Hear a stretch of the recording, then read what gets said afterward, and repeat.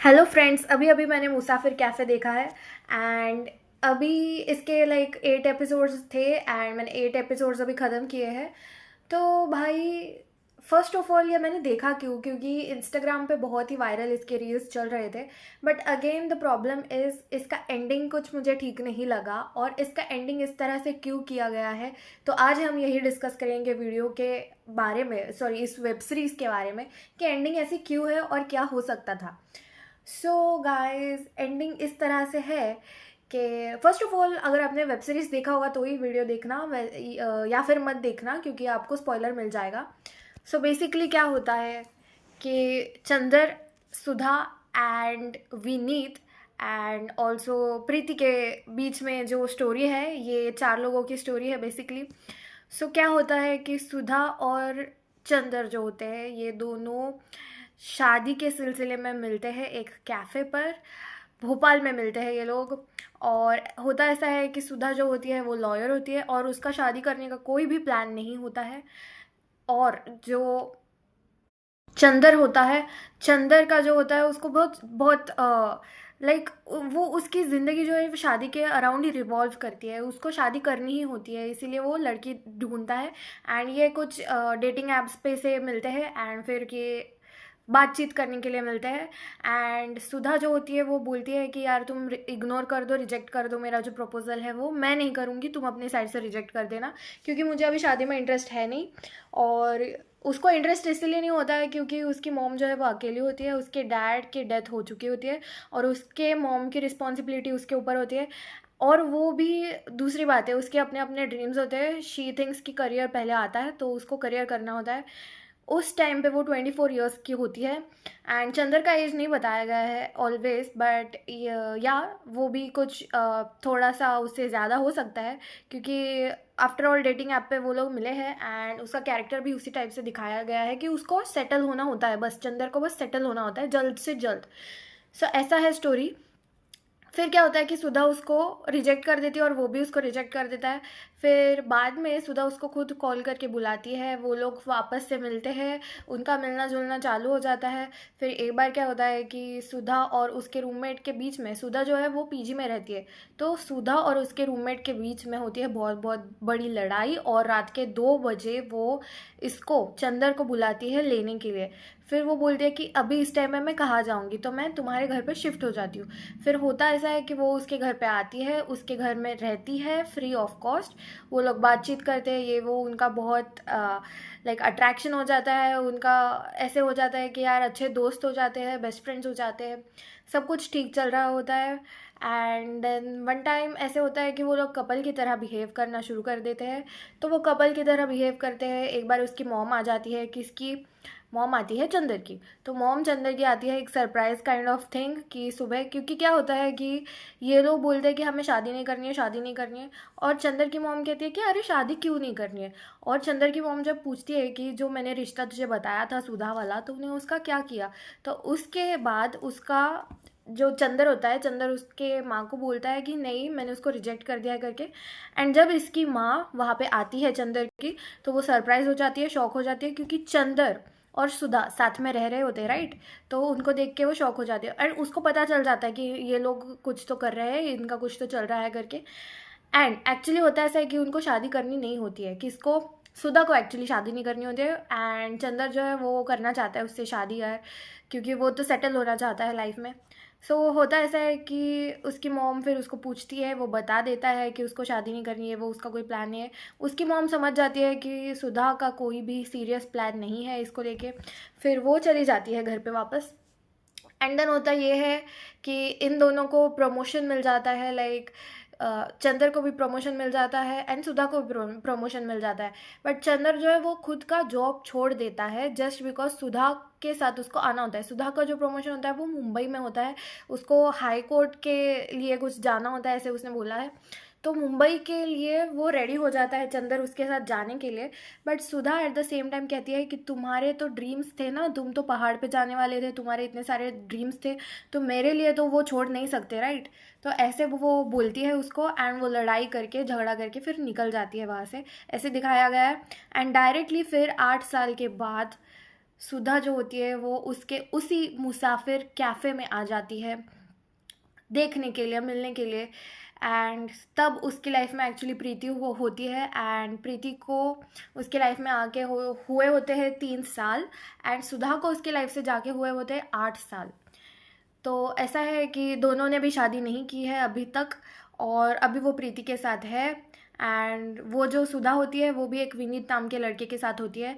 And last में ऐसा दिखाया गया है कि वो लोग मिलते हैं, बातचीत होती है, एंड देन ऐसा नहीं लगता कि दोनों वापस से एक हो जाएंगे, बट लास्ट लास्ट में वो बातें करते करते इमोशनल हो जाते हैं। ऐसे लगता है कि अभी भी उनके अंदर एक दूसरे के लिए फीलिंग्स है करके।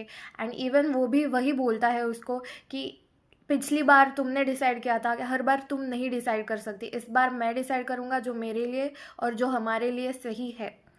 ऐसा वो बोलता है, कौन? चंदर। ऐसा चंदर बोलता है सुधा को। और उस टाइम पे प्रीति जो है वो ओवर थिंकिंग के चक्कर में, क्योंकि इनके बीच क्या हो रहा है, क्या वो वापस से इनके पास एक दूसरे से मिल जाएंगे या फिर शादी कर लेंगे, क्या होता है क्या होता है, ये सब प्रीति के बैक ऑफ द माइंड में भी चल रहा होता है। तभी रिसेप्शन पे आता है एक लड़का, और जिसका फेस नहीं दिखाया गया है। वो कहता है कि मेरे पार्टनर का रिजर्वेशन था यहाँ पे होटल में, और वो बोलती है कि नाम बताइए, एंड वो बोलता है सुधा, और प्रीति कहती है विनीत, और बस वहाँ पर एंड हो जाता है। उसके बाद जो है व्यूअर्स को, ऑडियंस को सोचने के लिए उन्होंने रख दिया है, बाकी का जो कंक्लूजन है वो हम सोचेंगे। सो बेसिकली यहाँ पे 2 पॉसिबिलिटीज़ है, जिसमें 90% पॉसिबिलिटी यही लग रही है कि सुधा और चंदर वापस से एक साथ आएंगे और इस बार वो शादी करेंगे। वेर एज दोनों के ड्रीम्स भी पूरे हो ही चुके हैं।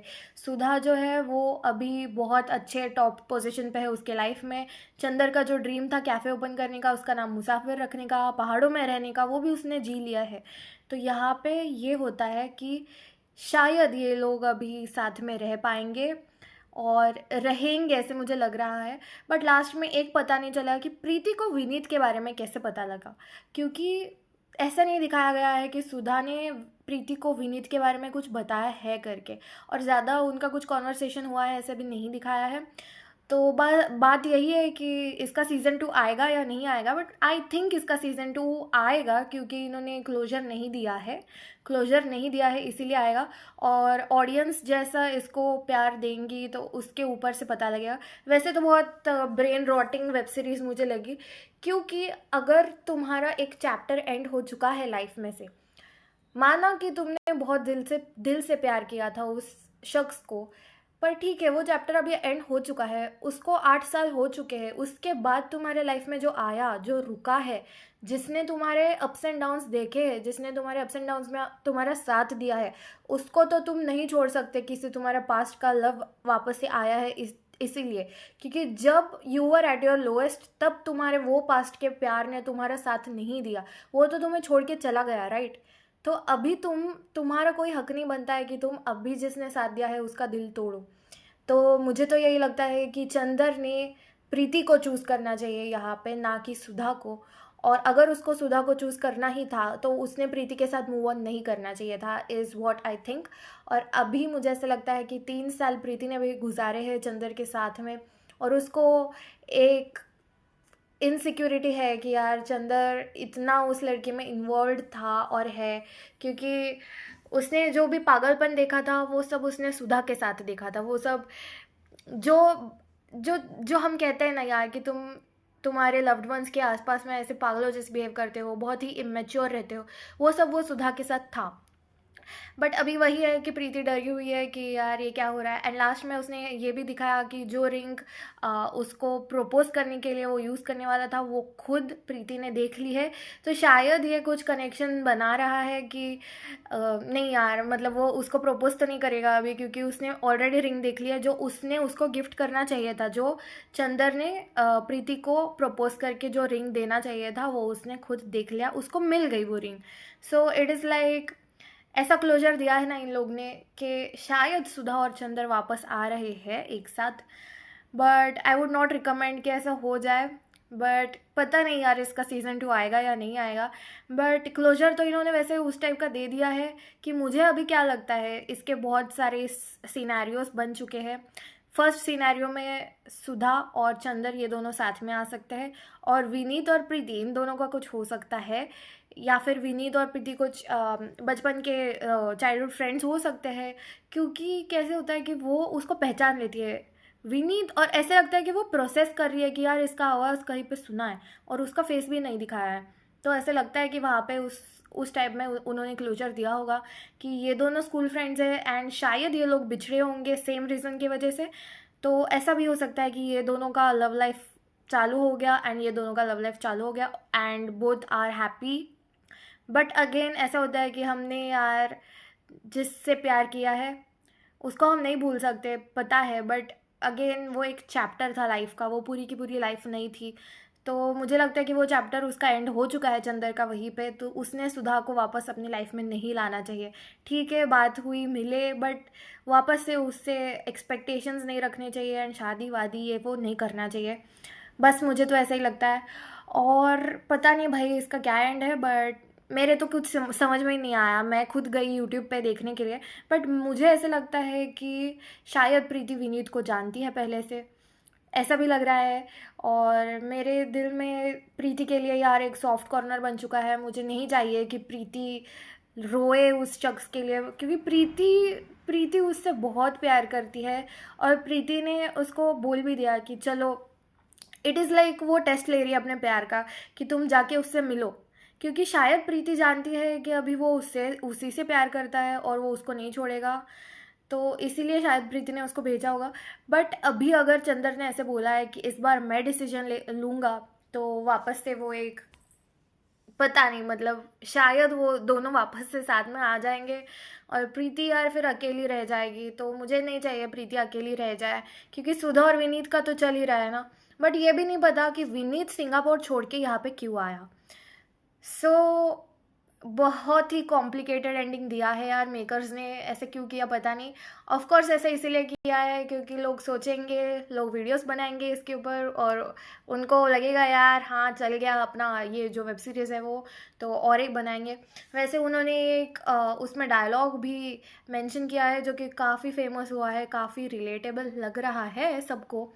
और वो मैं आपको नहीं बताऊंगी, वो तो आप वेब सीरीज़ देख के यार आप समझ जाओ, और कमेंट में बताओ कि वो क्या डायलॉग है।